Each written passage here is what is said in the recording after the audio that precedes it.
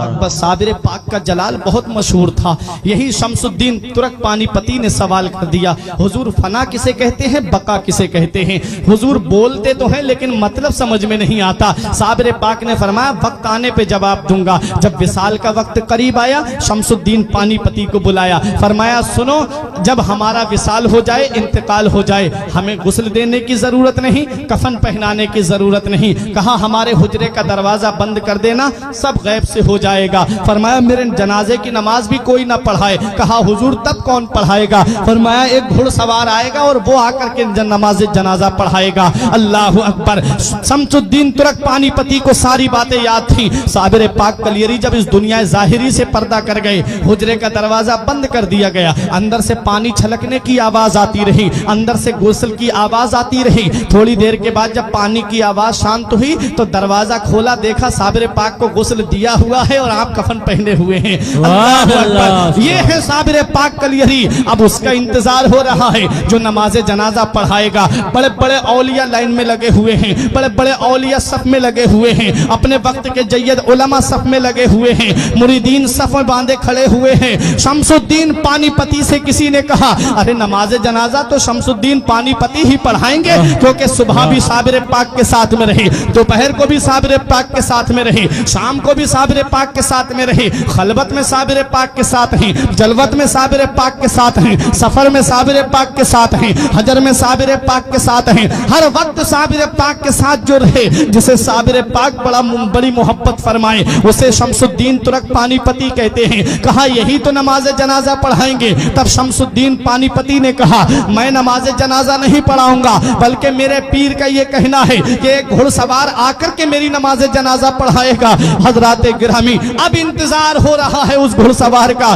दूर धूल उड़ती हुई नजर आई। जब वो धूल करीब आई तो देखा कि घुड़सवार है, चेहरे पे नकाब पड़ी हुई है, मुसल्ले नमाज जनाजा पे खड़े हुए और नमाज जनाजा पढ़ा करके सवारी पे सवार होकर के जब चलने लगे, और जब घुड़सवार की सवारी थोड़ी बड़ी, तब शमसुद्दीन तुर्क पानीपती ने दामन पकड़ के कहा आपको पता है किसकी नमाज जनाजा पढ़ा के जा रहे हो?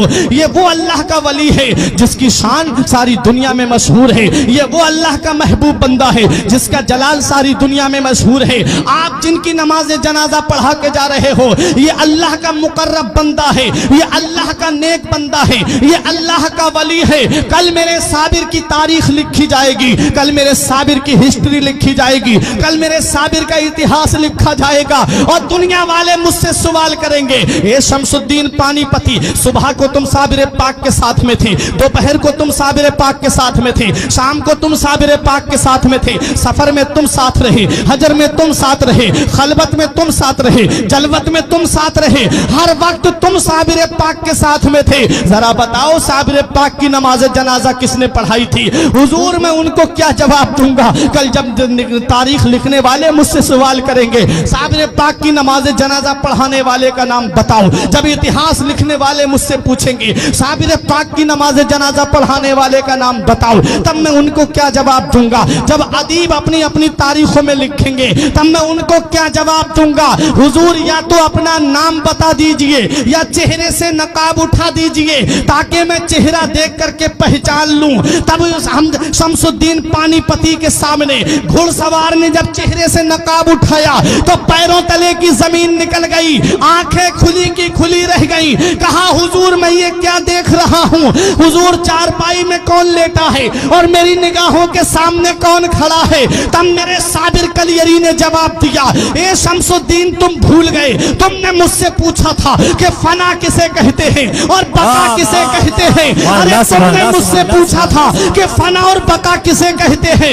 ये जो चारपाई में तुम लेटा हुआ देख रहे हो इसे फना कहते हैं और जो साबिर तुम्हारे सामने खड़ा है इसे बका कहते हैं। पता चला कि जो चारपाई में लेटा है वो रूहानी रूह का जलवा है اور جو صابر کلیری سامنے کھڑے ہیں اسے روحانیت کہتے ہیں، اسے روحانیت کہتے ہیں۔ روح الگ ہوتی ہے، روحانیت الگ ہوتی ہے۔ جسے روحانیت کا مقام ملتا ہے وہ لوگوں کی امداد کرتا ہے، جسے روحانیت مل جاتی ہے وہ لوگوں کی مشکلیں دور کرتا ہے، جسے روحانیت مل جاتی ہے وہ جب جہاں ان کا چاہنے والا پکارتا ہے وہ وہاں پہنچ جاتے ہیں۔ تبھی تو میرے غوث نے فرمایا تھا نظر تو الی بلاد اللہ جمعہ کا خردلۃ علی حکم اتصالی، میں اللہ کے تمام شہروں کو ایسے دیکھ رہا ہوں جیسے کوئی اپنی ہتھیلی پر رائی کے دانے کو دیکھ رہا ہو۔ یہ کیا ہے؟ یہ روحانیت کا جلوہ ہے۔ جسے روحانیت مل جاتی ہے اس کا مقام بلند و بالا ہو جاتا ہے، جسے روحانیت ملتی ہے اس کی شان بلند ہو جاتی ہے، جسے روحانیت ملتی ہے اس کی عظمت بلند ہو جاتی ہے، جسے روحانیت ملتی ہے اس کا مقام ثریا سے بھی بلند ہو جاتا ہے۔ کہاں کہاں دیکھو گے روحانیت والوں کو؟ آؤ ذرا بتاؤ مجھے۔ غوث پاک رضی اللہ تعالی عنہ بغداد کی سرزمین پر رہے اور چند جگہ تبلیغ دین جانے کرنے کا ارادہ ہوا، وہاں تک پہنچ گئے۔ اور ذرا سنو، صابر پاک کلیری کو دیکھو، کلیر کی سرزمین پر آپ نے اپنا قیام کیا، نظام الدین اولیاء دہلوی نے دہلی میں قیام کیا، اعلیٰ حضرت نے بریلی شریف میں قیام کیا، پیلی بھیت کے شاہ جی میاں نے پیلی بھیت میں قیام کیا، سید سالار مسعود غازی نے بہرائچ میں قیام کیا، حضور شاہ مدار نے مکن پور میں قیام کیا، غریب نواز نے ہندوستان کی سرزمین اجمیر میں آ کر کے قیام کیا۔ پورے ہندوستان میں تو نہیں گھومے تھے یہ اللہ کے ولی، غوث اعظم چند مقامات کے علاوہ پوری دنیا میں تو نہیں گئے تھے۔ صابر پاک کلیر اور اس کے چند مقامات کے علاوہ پورے ہندوستان میں تو نہیں گھومے تھے۔ نظام الدین اولیاء دہلی اور چند مقامات کے علاوہ پورے ہندوستان کا تو سفر نہیں کیا تھا، لیکن پھر وجہ کیا ہے کہ آج پوری دنیا کے کونے کونے میں ان کا نام ہے، دنیا کے ہر گوشے میں ان شخصیتوں کا نام ہے۔ کون سا ایسا کمال کیا؟ اللہ قرآن میں فرماتا ہے جو اچھے کام کرتا ہے، ایمان لاتا ہے، اچھے کام کرتا ہے، اللہ فرماتا ہے اس کی محبت کو ہم عنقریب پوری دنیا میں عام کر دیں گے۔ پتا چلا یہ اللہ والے وہ ہیں، انہوں نے لوگوں کو راضی نہیں کیا بلکہ اللہ اور اس کے رسول کو راضی کیا۔ اور حدیث پاک ہے من کانا للہ کان اللہ لہو، جو اللہ کا ہو جاتا ہے اللہ اس کا ہو جاتا ہے، اللہ جس کا ہو جاتا ہے پھر اس کا نام مٹنے نہیں دیتا، پھر اس کا نام اندھیرے میں نہیں رہنے دیتا۔